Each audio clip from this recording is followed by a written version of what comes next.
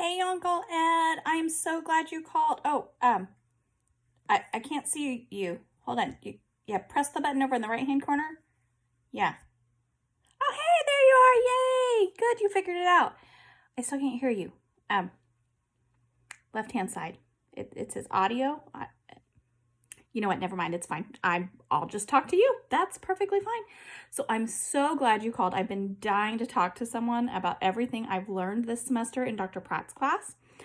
I tried telling my husband about this video I watched from the Center on the Developing Child at Harvard University, and they talked about how toxic stress derails healthy development. So it turns out while moderate, short-lived stress responses in the body promote growth, toxic stress actually activates the body's stress management system.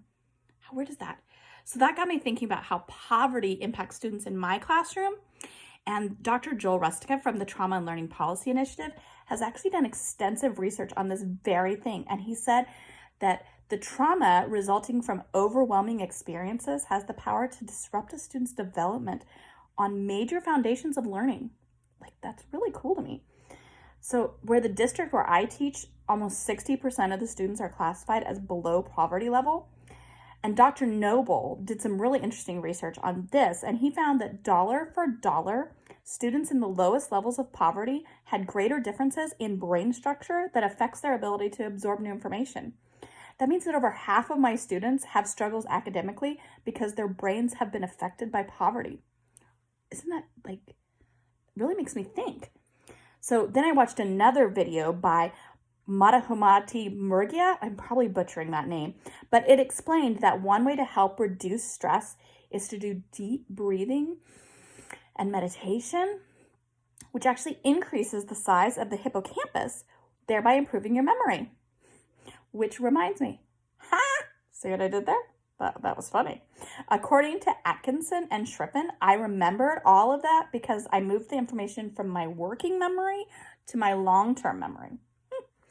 Speaking of working memory, Peter Doolittle had a really interesting video about how we need to process information immediately instead of waiting, because that's how we commit it to long-term memory. Are you getting all this? I ask because one of the most important things you should know is that memory is a vital part of learning. Because without memory, there's no learning. At least that's what Armrod says. So that got me thinking about what I'm doing with my students.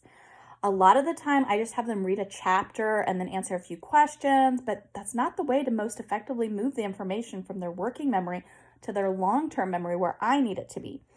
So instead, I'm going to have them use the information they've learned immediately and teach it to me or teach it to each other, because that's way more effective.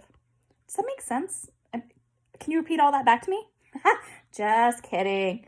Oh, you have to go? Oh, okay, well, thanks for checking in. All right, give my love to Aunt Helen.